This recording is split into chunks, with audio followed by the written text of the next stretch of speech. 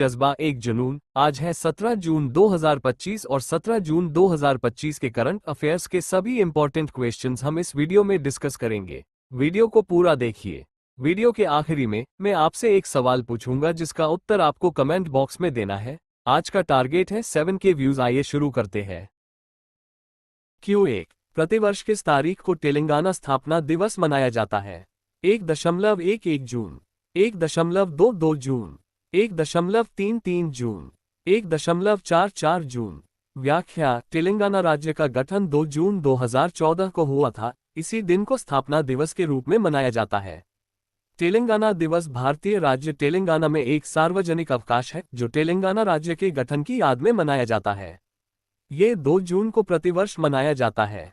तेलंगाना दिवस आमतौर पर परेड और राजनीतिक भाषणों और समारोहों के साथ जुड़ा हुआ है। इसके अलावा तेलंगाना के इतिहास और परंपराओं का जश्न मनाने वाले कई अन्य सार्वजनिक और निजी कार्यक्रम भी होते हैं।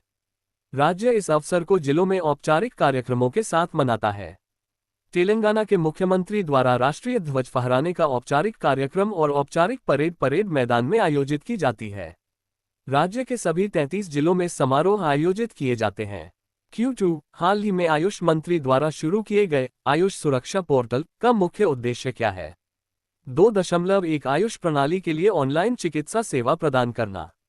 2.2 आयुष चिकित्सा शिक्षा को बढ़ावा देना। 2.3 आयुष प्रणालियों को भ्रामक विज्ञापनों से सुरक्षित रखना। 2.4 आयुष दवाओं के उत्पादन को बढ़ावा देना। व्याख्या: ये पोर्टल आयुष से जुड़े झूठे दावों और भ्रामक विज्ञापनों पर निगरानी रखने के लिए शुरू किया गया है। ये पोर्टल पारंपरिक चिकित्सा के क्षेत्र में उपभोक्ता संरक्षण और नियामक निगरानी को मजबूत करेगा।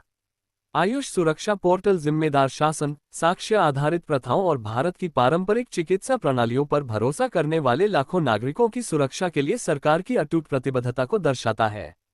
Q3 हाल ही में केंद्र सरकार ने राज्य सरकारों को कर हस्तांतरण के रूप में कितनी अतिरिक्त किस्त को मंजूरी दी है?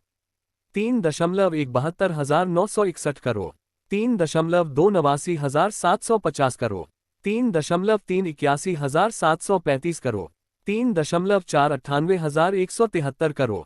व्याख्या: राज्य सरकारों को वित्तीय सहायता देने हेतु केंद्र ने 81,735 करोड़ रुपये की अतिरिक्त किस्त जारी की है। केंद्र सरकार ने राज्य सरकारों को कर हस्तांतरण के रूप में 81,735 करोड़ रुपये की अतिरिक्त किस्त को मंजूरी दी है। ये राशि 2 जून को जारी की जाएगी और 10 जून को देय 81,735 करोड़ रुपये की नियमित मासिक किस्त के अतिरिक्त है। इस अतिरिक्त राशि से राज्य अपने पूंजीगत व्यय को बढ़ा सकेंगे और विकास तथा कल्याण संबंधी व्यय के लिए वित्तपोषण कर सकेंगे। Q4 भारतीय रिजर्व बैंक ने वित्त वर्ष 2024-25 के लिए कितना अधिशेष हस्तांतरण को मंजूरी दी है?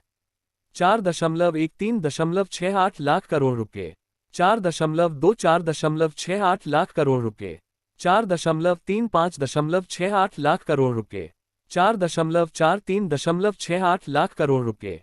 व्याख्या: RBI ने केंद्र सरकार को 3.68 लाख करोड़ रुपये का अधिशेष ट्रांसफर करने की घोषणा की है। Q5 हाल ही में भारत सरकार द्वारा किस मौसम पूर्वानुमान प्रणाली का शुभारंभ किया गया है? 5.1 भारत मौसम प्रणाली BMS, 5.2 भारतीय मौसम प्रणाली IMS, 5.3 भारत जलवायु प्रणाली BCS, 5.4 भारत पूर्वानुमान प्रणाली BFS। व्याख्या: सरकार ने BFS लॉन्च किया है जो मौसम की सटीक जानकारी और आपदा पूर्वानुमान में मदद करेगा।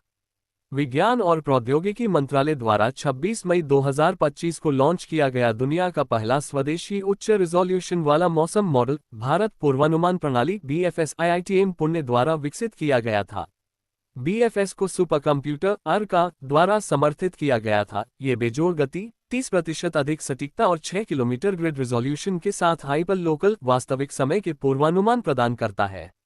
40 डॉपलर राडार से प्राप्त डेटा के साथ, जिसे 100 तक बढ़ाया जा सकता है, BFS एक नया वैश्विक मानक स्थापित करता है। जलवायु लचीलापन, आपदा तैयारी और मौसम विज्ञान में भारत के नेतृत्व को मजबूत करता है। भारत की मौसम पूर्वानुमान क्षमताओं को बढ़ावा देने के लिए विज्ञान और प्रौद्योगिकी मंत्रालय ने सोमवार 26 मई 2025 को IITM द्वारा दुनिया की पहली स्वदेशी उच्च रिजोल्यूशन भारत पूर्वानुमान प्रणाली BFS लॉन्च की। ये प्रशंसित था कि यह भारत में अब तक विकसित सबसे सटीक, उन्नत और उच्च रिजोल्यूशन मौसम पूर्वानुमान मॉडल है। 2022 में अपनी शुरुआत के बाद से कठोर परीक्षण से गुजरने के बाद अब बीएफएस आधिकारिक तौर पर चालू हो गया है।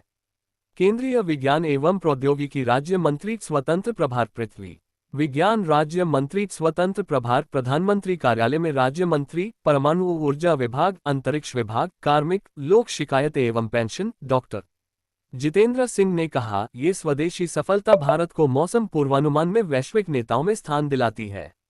ये दुनिया की चौथी सबसे बड़ी अर्थव्यवस्था के रूप में हमारे उत्थान का गौरवपूर्ण प्रमाण है और अत्याधुनिक आत्मनिर्भर वैज्ञानिक समाधान विकसित करने की हमारी क्षमता को दर्शाता है, जो राष्ट्र की उपलब्धियों में एक और उपलब्धि है। Q6 सुप्रीम कोर्ट ने हाल ही में किस उच्च न्यायालय के आदेश को खारिज करते हुए तीसरे बच्चे के लिए मातृत्व अवकाश की अनुमति दी है? 6.1 इलाहाबाद उच्च न्यायालय, 6.2 मद्रास उच्च न्यायालय, 6.3 पटना उच्च न्यायालय, 6.4 गुजरात उच्च न्यायालय। व्याख्या: सुप्रीम कोर्ट ने मद्रास हाई कोर्ट के उस फैसले को पलटते हुए कहा कि महिला कर्मचारियों को तीसरे बच्चे के लिए भी मातृत्व अवकाश मिल सकता है। सुप्रीम कोर्ट में शुक्रवार को मद्रास हाई कोर्ट के उस आदेश को खारिज कर दिया, जिसमें एक सरकारी शिक्षिका को उसके तीसरे बच्चे के जन्म के लिए मातृत्व अवकाश मैटरनिटी लीव देने से मना कर दिया गया था। Q7 प्रधानमंत्री श्री नरेंद्र मोदी ने 1 जून 2025 को एशियाई विकास बैंक के किस अध्यक्ष से मुलाकात की? 7.1 ट्रीगवेली, 7.2 यू थॉन्ट, 7.3 कुर्ट वॉल्डहाइम, 7.4 मसातो कांडा। व्याख्या: मसातो कांडा वर्तमान में एशियाई विकास बैंक ADB के अध्यक्ष हैं और उन्होंने हाल ही में प्रधानमंत्री मोदी से मुलाकात की। प्रधानमंत्री नरेंद्र मोदी ने आज नई दिल्ली में एशियाई विकास बैंक के अध्यक्ष मसातो कांडा से मुलाकात की।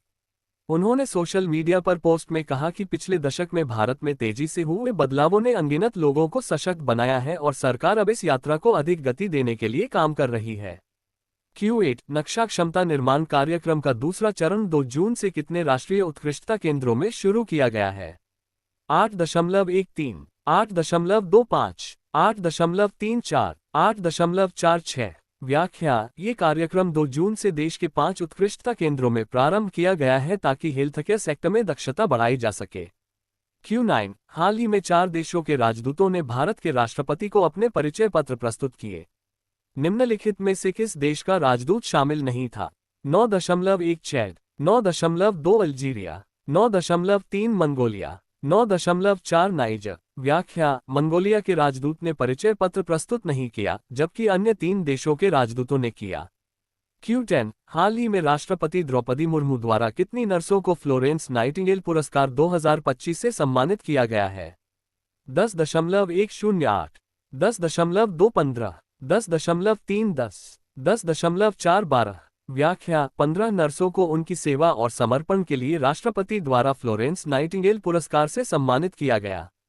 राष्ट्रपति द्रौपदी मुर्मू ने शुक्रवार को राष्ट्रपति भवन में आयोजित एक समारोह में 15 उत्कृष्ट नर्सिंग पेशेवरों को राष्ट्रीय फ्लोरेंस नाइटिंगेल पुरस्कार। राष्ट्रीय पिछड़ा वर्ग आयोग ने वर्ष 2022-23 और 2023-24 के लिए अपनी वार्षिक रिपोर्ट किसके समक्ष प्रस्तुत की है?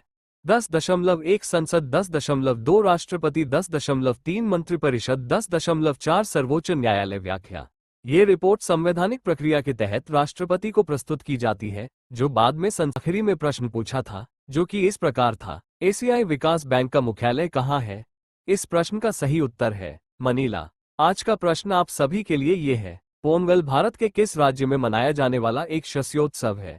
आपके ऑप्शन है: ए तमिलनाडु, बी राजस्थान, सी मिजोरम, डी मणिपुर। सभी कम्पिटिटिव एग्जाम्स के PDF नोट्स के क्वेश्चंस हमारे टेलीग्राम ग्रुप से डाउनलोड करें बिल्कुल फ्री, और लेटेस्ट अपडेट के लिए हमारे YouTube चैनल UPSC एक जज्बा एक जुनून को सब्सक्राइब करना ना भूलें और प्रतिदिन सुबह 5:15 बजे करंट अफेयर्स की वीडियो देखें। दिनेश सिंह राजपूत।